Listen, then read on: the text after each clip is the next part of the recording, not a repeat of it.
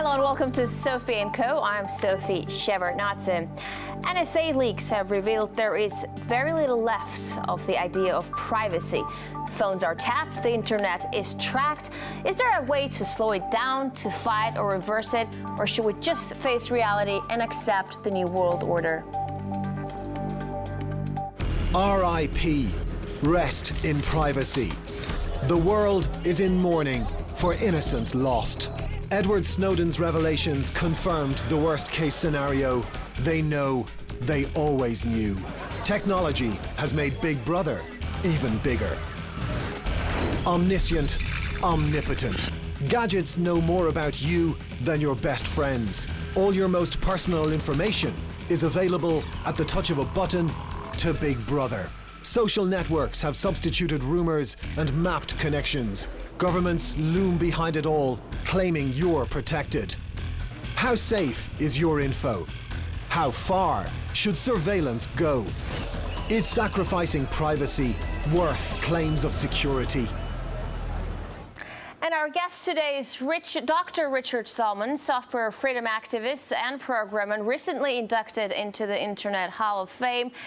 He's joining us live from Brussels. It's really great to have you with us today, Dr. Stallman. Thank you. Now, we know that you don't own a phone. Why is that?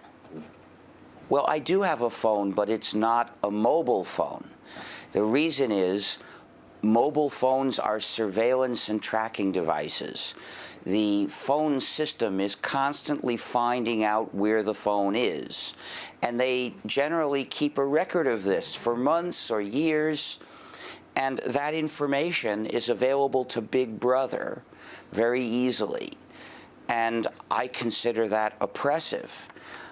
But it's worse. They can be remotely converted into listening devices, because the software in the phone, and even if it's not a smartphone, it is a computer with software that can be changed remotely through what's called a back door, which means it receives commands from somebody else to do something. And what this back door can do is install software changes without asking the supposed owner of the phone. And this has been used to remotely convert them into listening devices. The book Murder in Samarkand by Craig Murray describes one example of this. So basically, once it's converted, it listens all the time, and it transmits all the time. And if you try to turn it off, well, it doesn't really turn off. It pretends to be off and continues listening and transmitting. And this is part of why Snowden told the journalists who interviewed him to... What are you using? What are you using? How do people get in touch with you? Oh, well, mostly through email. I also have a phone in my office. Of course, I'm not there. And people can phone the Free Software Foundation, which will connect them with me one way or another. So people do reach me. If the NSA wanted to track you down right now, they wouldn't be able to trace you? Not so easily. Now, I'm not trying to prevent an investigation of me.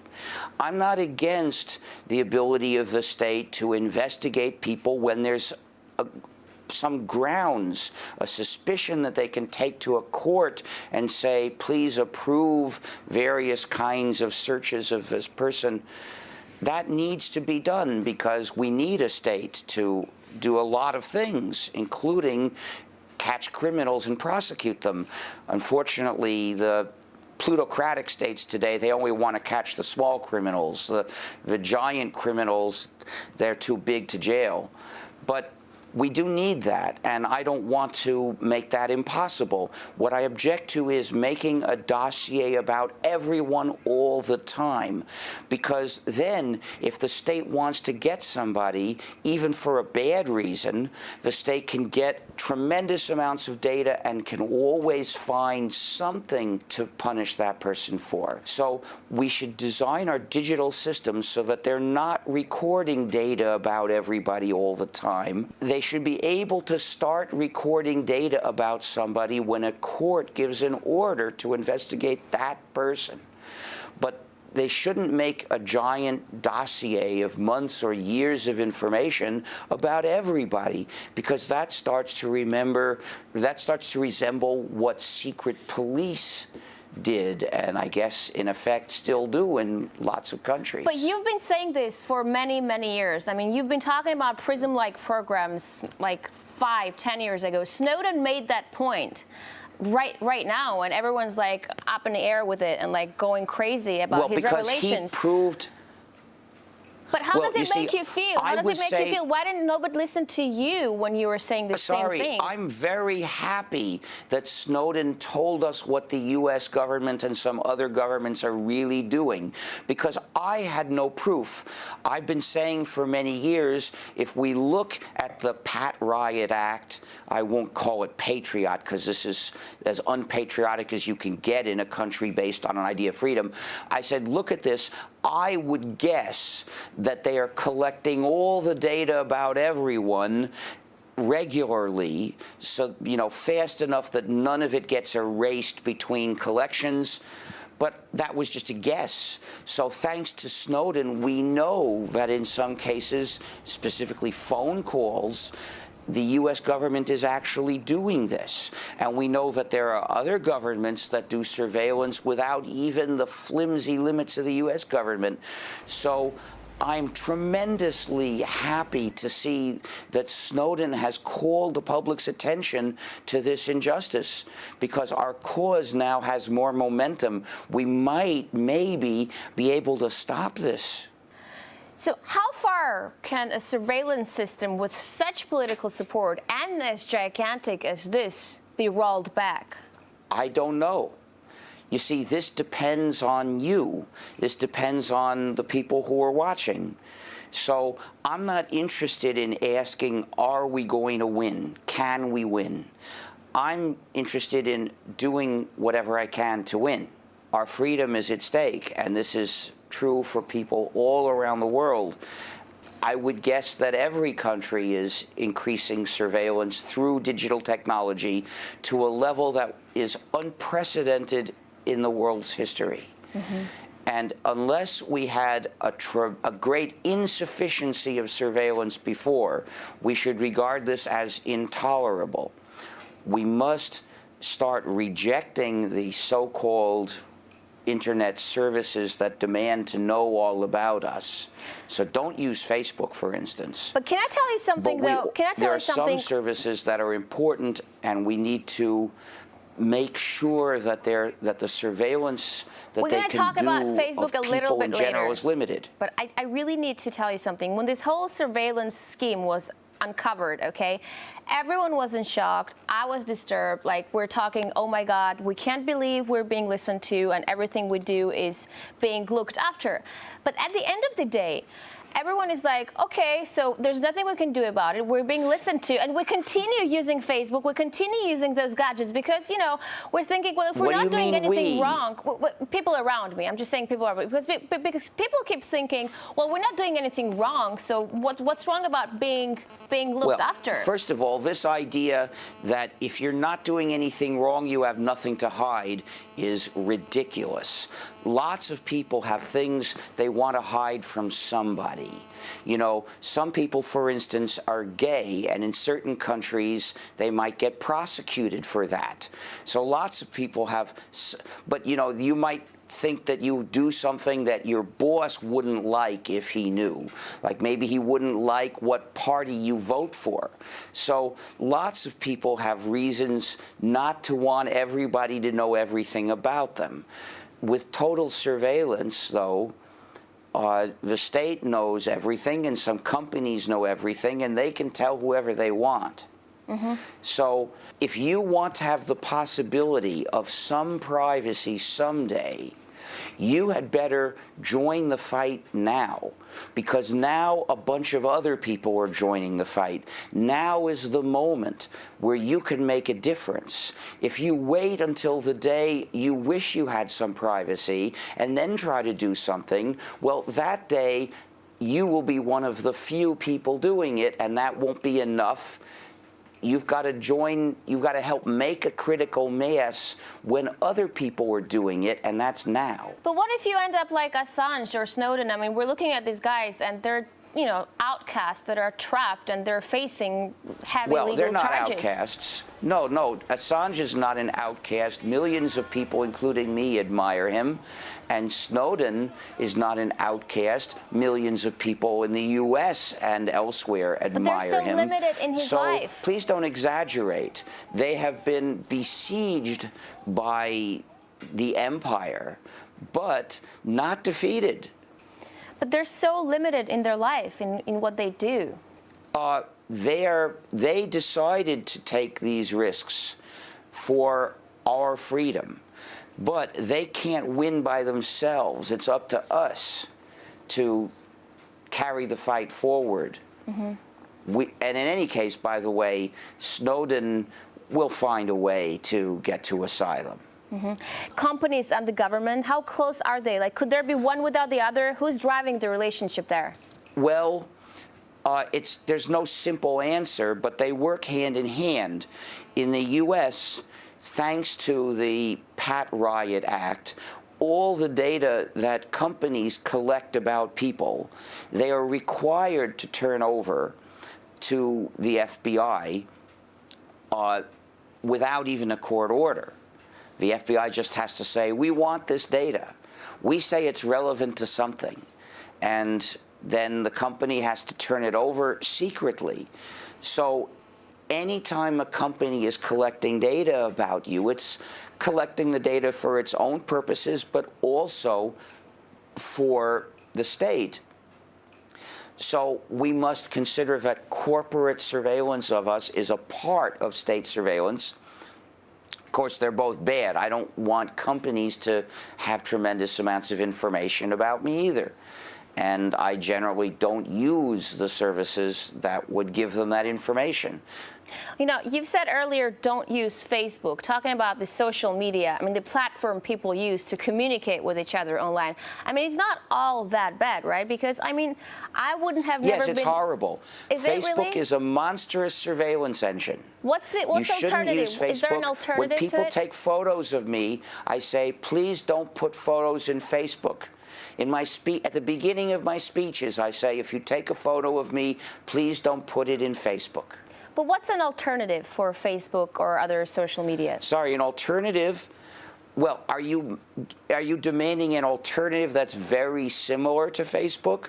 Because that's not my alternative. My alternative to a nasty system is I just don't use it.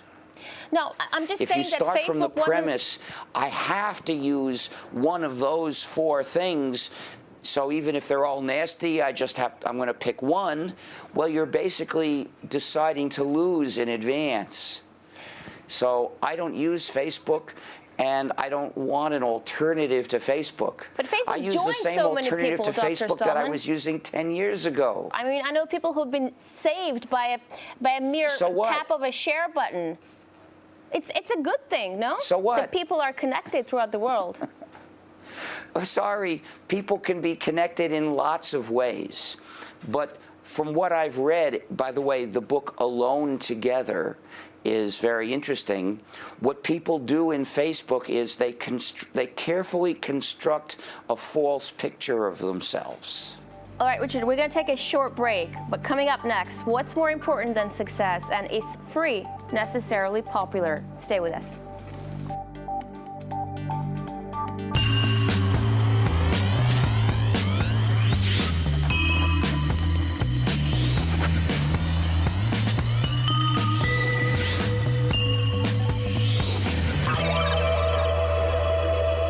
Welcome back to the show. Our guest is software freedom activist and guru Dr. Richard Stallman, and we're talking about the big brother reality of the surveillance state.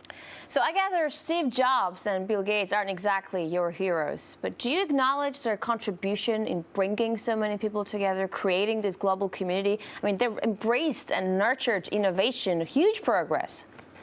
Malicious technology can't be excused if it has some good effects.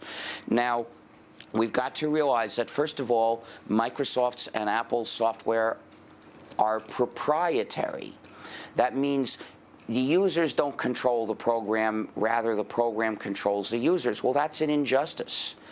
And that's the existence of proprietary software, although it wasn't for Microsoft or Apple back then, is why I started the free software movement. In addition to setting things up so that they control the program and the program controls the users, then they started putting in malicious functionalities that spy on users, intentionally restrict users, and there are even backdoors in that software. So literally speaking, Apple's software and Microsoft software are malware. And Windows 8.1 we're calling Windows Prism Edition because it's designed to require people to send data to Microsoft servers. And of course, Microsoft will hand over any of that data to the US government on request. So it puts the users in Prism. This is the nastiness that's the natural result of letting a company have control over the software that the users are running instead of the users themselves. So no, I wish they hadn't done anything. Although I realize somebody else might have done it if they hadn't, that's no excuse for their doing it. Now, can free software generate the same level of digital innovation that proprietary software has done? I don't know. I think it's a secondary question. I think freedom is more important than innovation. And when you look at a lot of the innovations that proprietary software generates, they're harmful. Like the Xbox One, which has a camera that's designed to determine who's in the room, how many people they are at least, and whether they're looking at the Xbox. Now, that's an innovation, one that we shouldn't stand for. Of course, the Xbox is nasty in lots of ways before that. But this is an example of how it's a mistake to make innovation our goal. Mm-hmm. But do you feel like people have voluntarily traded their freedom for gadgets and forum? Well, partly yes, but remember that companies are steering them by saying you can have this convenience, but only if you let us be nasty to you in that way. And yeah, people who are not sensitized to the issue, they might say yes, but there's no fundamental reason why this convenience has to require that nastiness. It's that a company figures maybe they can get you to accept that nastiness by attaching it to this convenience. Now, if we had control over how things were built, we could have this convenience in most cases without that nastiness. Sometimes it's difficult, but mostly they're connected artificially. Now, so the point is, we need more control over our technology. Now, you've said innovation shouldn't be the primary goal, it's secondary. Does this mean that personal success should also not be the people's priority? I think it's a mistake. I'm aiming for something higher. I want to live a life I'll be proud to have lived. But on the other hand, not everyone by their nature is a freedom fighter, right? You can want personal success and be a decent human being. Who knows? I mean, I wasn't a freedom fighter until 1983. And if you'd met me in 1970, you would never have guessed that I had it in me, and I wouldn't have thought I had it in me. So anybody can surprise herself. Mm-hmm. Can you ever see free software superseding or even replacing proprietary software? I don't know. It depends on you, basically. Depends on when you have a practical decision to make, whether you say, oh, I'll use this proprietary program because it does something for me that I want to do today, or will you say, no, I won't use it because the price is my freedom and that's too much to pay. But all I'm asking is that if the free software is all that great and it's out there, why do so few people use it? Partly because of social inertia. You'll notice that most PCs are sold with Windows already in them.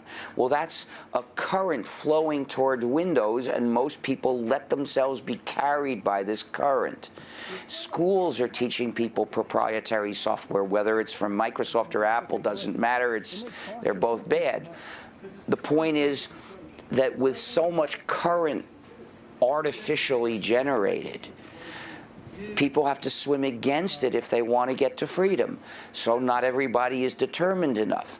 So we in the free software movement, we try to make it easier for people. We try to change the current. Will we win? Who knows? The point is, let's do our best. Your key project is the GNU project, aimed at giving people complete freedom over their software. You launched it in 1984, 30 years down. Would you say it has been a success? Partly. Lots of people use the GNU operating system because GNU is an operating system. And your computer, no computer will do anything without an operating system in it. In fact, millions of people are using the GNU system, but mostly they don't know it because they think it's Linux. Linux is actually one essential component that's used in the system today. So it's really GNU plus Linux. So yes, we achieved our initial goal, and we've had a considerable success. We haven't liberated everybody. You know, Kim.com says he wants to encrypt half of the internet. Can you give me or our viewers some quick tips on how you can actually encrypt email or protect myself online privacy? Well, we have free software for encrypting email and other files, and you shouldn't trust any encryption program unless it's free software and the encryption is being done by your copy on your computer. Encryption in a server is not trustworthy. How do you know they're not saving a copy before they encrypt it and giving it to the NSA? So you got to encrypt it in your machine. Our program for doing this is called the GNU Privacy Guard, or GNU PG. I see you're wearing a little sign that says, "Don't be tracked, pay cash." Do you always pay cash? Just about always. What? I will use my credit card to buy airline tickets. Oh, so you have a credit card. Since they insist on identifying me anyway, I don't lose anything by paying with a credit card then. What do you make of the whole Bitcoin concept? Well, Bitcoin seems like a solution to some problems, but it's not anonymous. I think we need a payment system where the payer is anonymous. The payee doesn't have to be anonymous, but it has to be set up so you can pay to access a web page and do so anonymously. But is there such thing as complete anonymity? Well, there is in theory, but I'm not saying we need total anonymity. We need anonymity for the one who's paying to access the website. However, it's okay if the website operators are not anonymous in receiving this money. After all, we want them to pay their taxes. Dr. Stallman, what would you say to people who, in light of the recent events, are saying privacy is dead, that's it, and everything else is an illusion? Internet freedom is an illusion. They're being defeatist. Maybe they're suffering from a shock that's leading them into despair. But the fact is, privacy has a better chance now than it has had for the past decade or so, because now we have a lot of people who know that there's a problem and how big it is. We need to establish sufficient privacy in our communications that a government official can talk to a journalist without being caught. That's the amount of privacy that society absolutely needs if we want to keep control over what the government is doing. Dr. Richard Stallman, thank you very much for those interesting insights. That's it for today. You were with Sophie & Co. and me, Sophie Shepard-Natze. I will see you next time. Thanks for watching us.